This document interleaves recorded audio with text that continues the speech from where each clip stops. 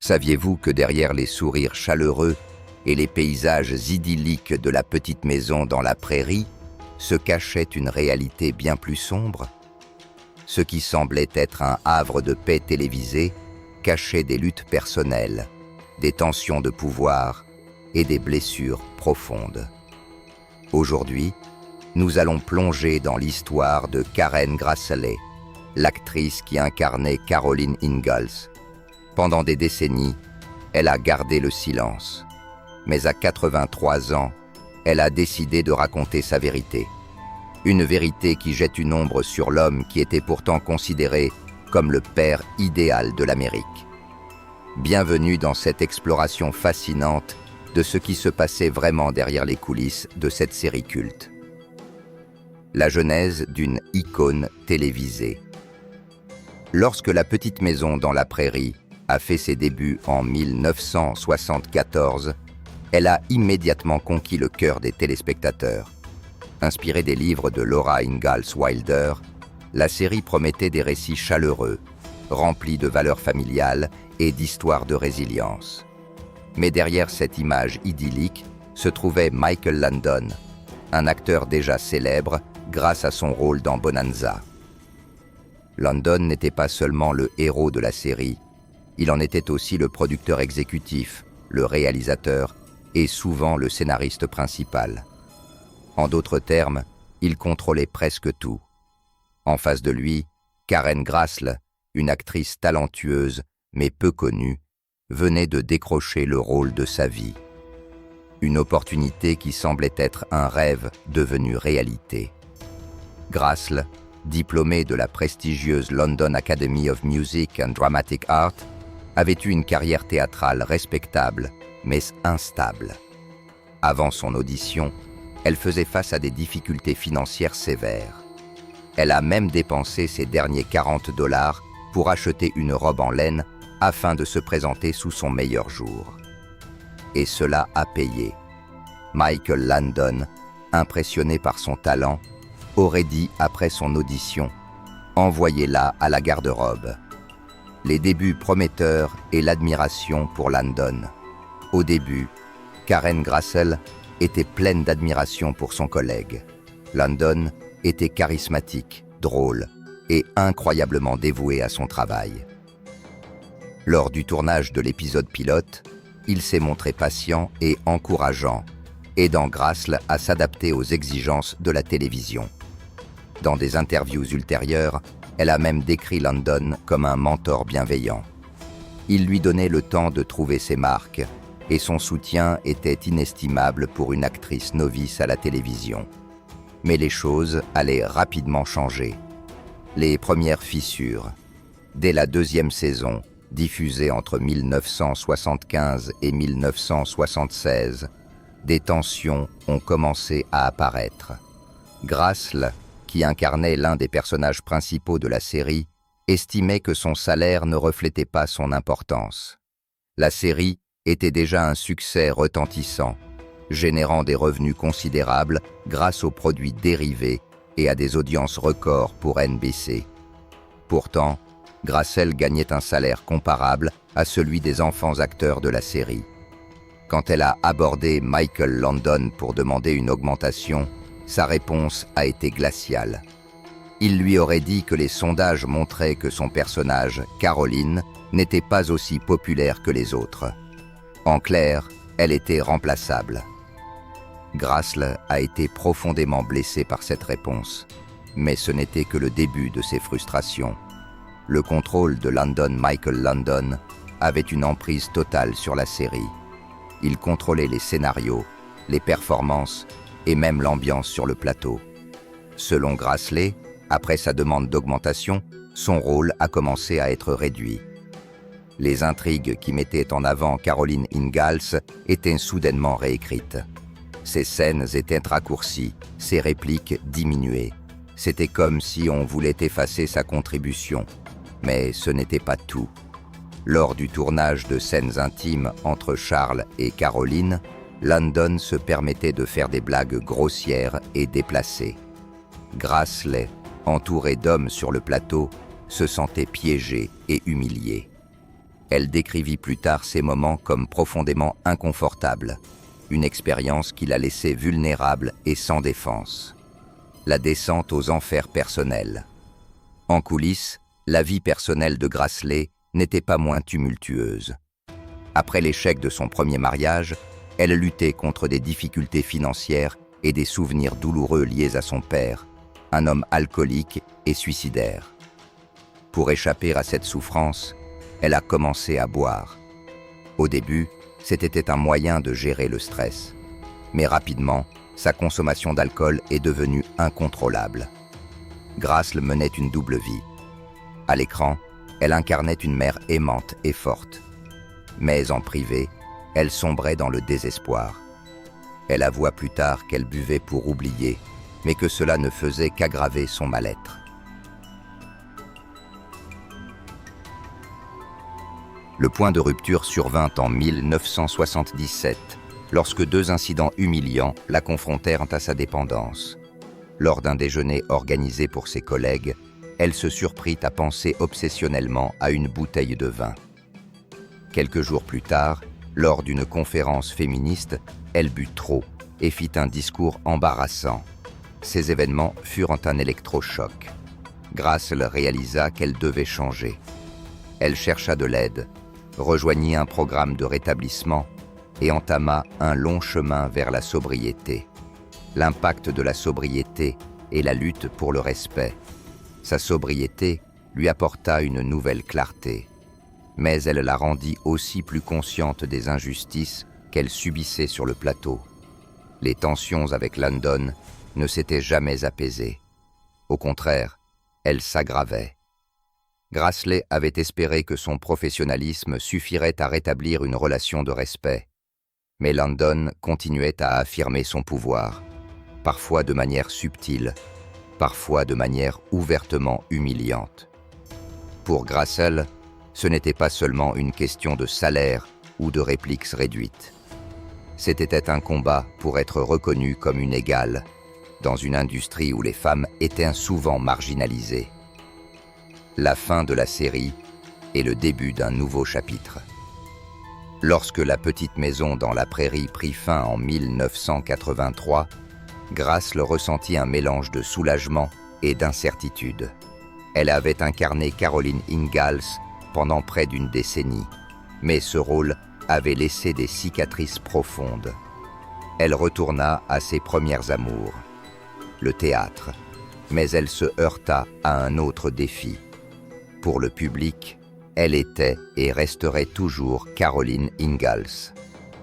Cette image la suivrait tout au long de sa carrière.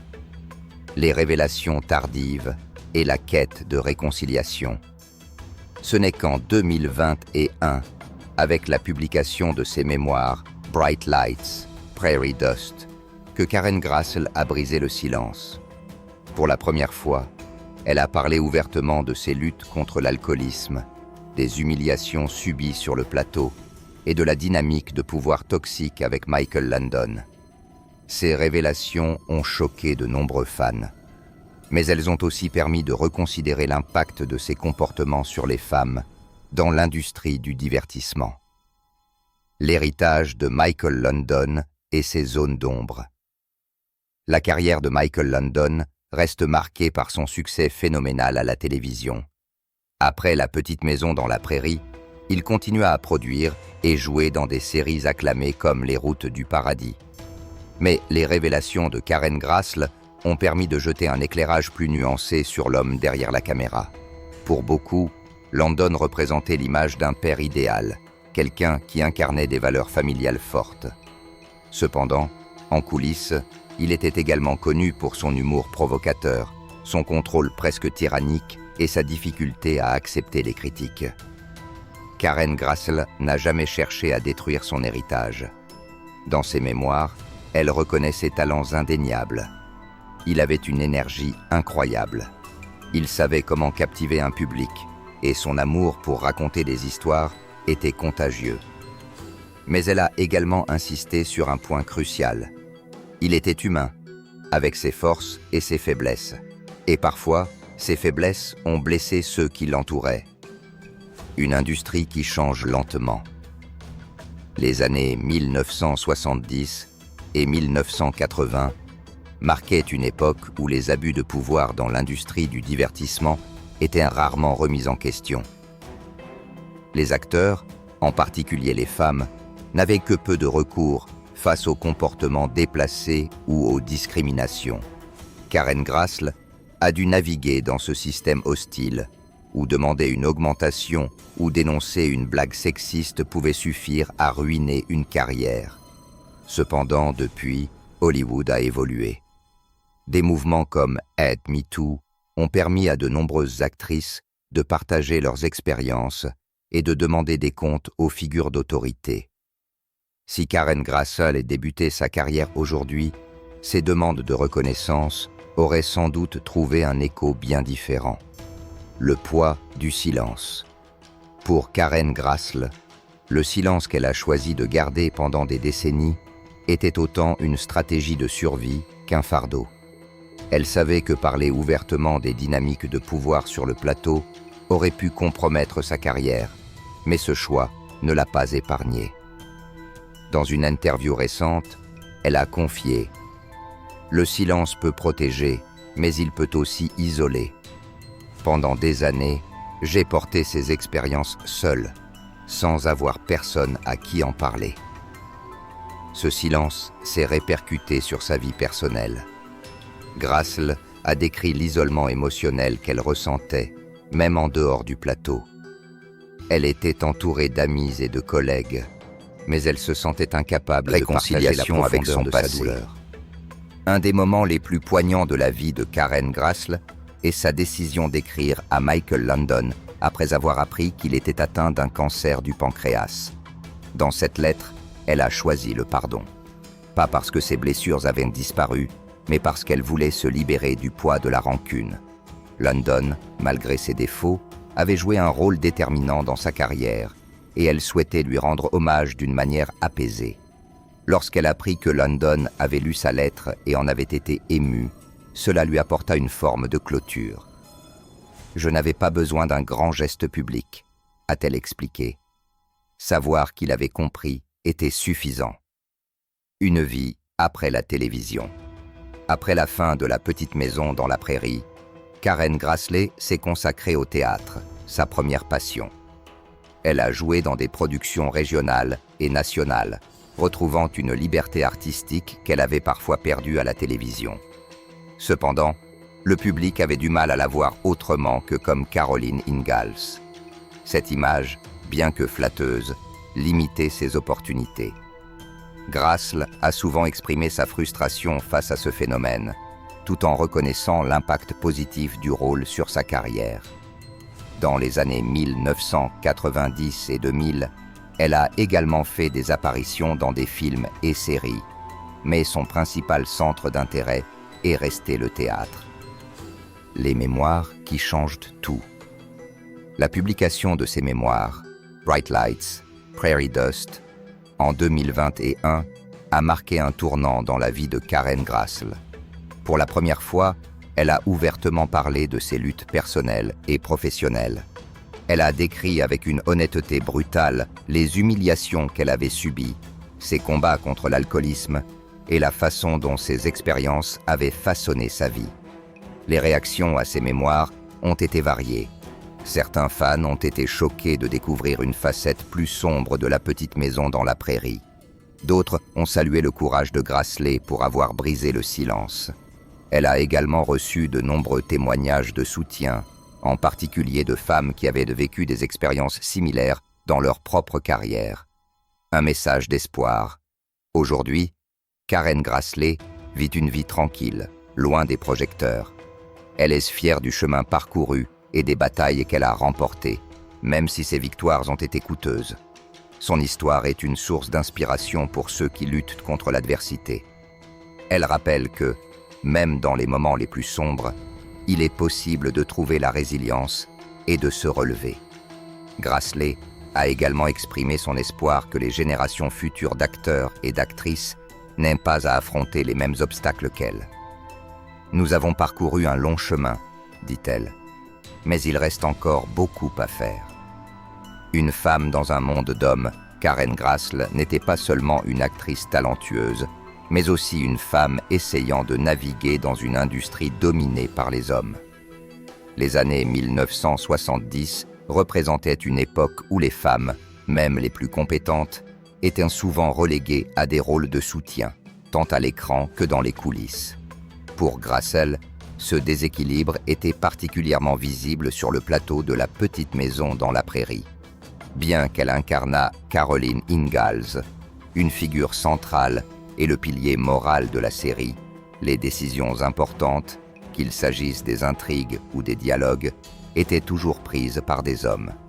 Michael Landon, omniprésent, dirigeait tout avec une autorité incontestée, laissant peu de place aux contributions ou suggestions de ses collègues féminines. Dans ses mémoires, Grassl a décrit la frustration qu'elle ressentait face à ce manque d'équité. Elle voulait que son personnage reflète davantage les luttes et les triomphes des femmes de l'époque pionnière. Mais ses idées étaient souvent rejetées ou ignorées. Cela ne faisait qu'accentuer son sentiment d'isolement, déjà alimenté par les tensions avec London. « Je me suis souvent demandé, écrit-elle, si Caroline aurait été différente si j'avais eu plus de pouvoir créatif. J'aurais aimé qu'elle soit plus complexe, plus humaine. Mais dans un système où les voix féminines étaient étouffées, elle n'avait d'autre choix que de se conformer. Une relation compliquée avec le public. Au fil des années, Grassl a développé une relation ambivalente avec le public fidèle de La Petite Maison dans la Prairie. D'un côté, elle était reconnaissante pour l'amour et l'admiration qu'on lui témoignait. Mais d'un autre côté, les fans voyaient en elle une mère exemplaire, la mettait sous pression. Une femme forte et aimante. N'était pas Caroline et cette image lui apportait une certaine fierté. Elle était une femme avec ses failles, ses luttes et ses douleurs. Pourtant, le public avait du mal à dissocier l'actrice de son personnage. Chaque apparition publique était marquée par des attentes irréalistes, comme si elle devait incarner Caroline en permanence. Il y avait des moments où je me sentais prisonnière de ce rôle, a-t-elle confié. Les gens ne voulaient pas voir Karen Grassl. Ils voulaient Caroline Ingalls, et cela m'a parfois donné l'impression que ma véritable identité n'avait pas d'importance. Soutien féminin sur le plateau. Bien que Karen Grassl ait souvent ressenti un isolement professionnel, elle n'était pas complètement seule. Sur le plateau, elle a noué des liens étroits avec Melissa Gilbert, qui jouait sa fille Laura Ingalls. Bien que Gilbert soit beaucoup plus jeune, leur relation était empreinte d'une profonde affection. Grassl a souvent décrit Melissa comme une vieille âme, capable de comprendre des choses bien au-delà de son âge. Leur complicité transcendait les caméras et leurs échanges étaient souvent une source de réconfort pour Grassl. Melissa avait cette lumière en elle, se souvient-elle. Elle me rappelait pourquoi je faisais ce métier. De plus, Grassl trouvait un certain soutien auprès des autres femmes de l'équipe technique. Bien qu'elles soient un peu nombreuses, ces femmes partageaient souvent les mêmes frustrations face à la domination masculine sur le plateau. Elles se soutenaient mutuellement dans les moments difficiles, créant une forme de solidarité discrète mais essentielle. Le poids des critiques. Alors que la série gagnait en popularité, Karen Grassl a également dû faire face à un autre défi, les critiques. Si beaucoup louaient son interprétation, certains journalistes et spectateurs trouvaient son personnage trop parfait, trop idéalisé. On lui reprochait parfois de manquer de profondeur, un jugement qu'elle trouvait injuste. « Je donnais tout ce que j'avais pour rendre Caroline authentique », expliqua-t-elle dans une interview. Mais il y avait des limites à ce que je pouvais faire, surtout quand les scénarios ne me permettaient pas d'explorer ses failles.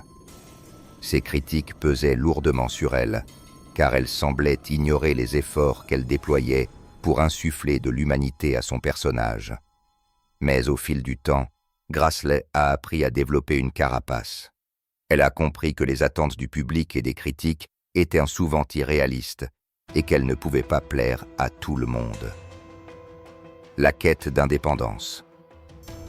Vers la fin des années 1970, Karen Grassl a commencé à ressentir un besoin urgent d'indépendance. Elle aimait son travail sur la série, mais elle aspirait aussi à explorer d'autres horizons. Le rôle de Caroline Ingalls, bien qu'important, ne lui permettait pas de s'épanouir pleinement en tant qu'actrice. Elle a donc tenté, à plusieurs reprises, de négocier des pauses dans son contrat pour travailler sur d'autres projets. Mais ces demandes étaient rarement bien accueillies par Michael Landon et les producteurs. Ils craignaient que son absence ne perturbe l'équilibre de la série, et ils tenaient à la maintenir dans son rôle. Cette situation a renforcé son sentiment de stagnation. Grassl voulait être reconnue comme une actrice polyvalente, capable d'incarner une variété de rôles. Mais tant qu'elle restait liée à la petite maison dans la prairie, cette ambition semblait hors de portée. Une rébellion silencieuse. Alors que les tensions avec Landon atteignaient leur paroxysme, Karen Grassl a décidé de prendre une forme de revanche discrète. Plutôt que de confronter directement Landon, ce qui aurait pu mettre en péril sa carrière, elle a choisi de faire entendre sa voix de manière subtile. Elle s'est impliquée dans des causes féministes, utilisant sa notoriété pour sensibiliser le public aux inégalités dans l'industrie du divertissement. Elle a également commencé à écrire, espérant un jour créer ses propres projets qui mettraient en lumière des personnages féminins complexes et authentiques. « Je ne pouvais pas changer le système de l'intérieur », a-t-elle expliqué, mais je pouvais utiliser ma voix pour inspirer le changement. La petite maison dans la prairie reste une série emblématique, profondément ancrée dans la culture populaire. Mais grâce à des révélations comme celle de Karen Grassl, nous pouvons apprécier cette œuvre avec une perspective plus complète.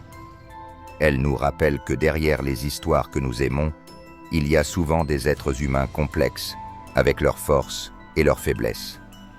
Et vous, comment voyez-vous cette série maintenant que vous connaissez les vérités qui se cachaient derrière les caméras?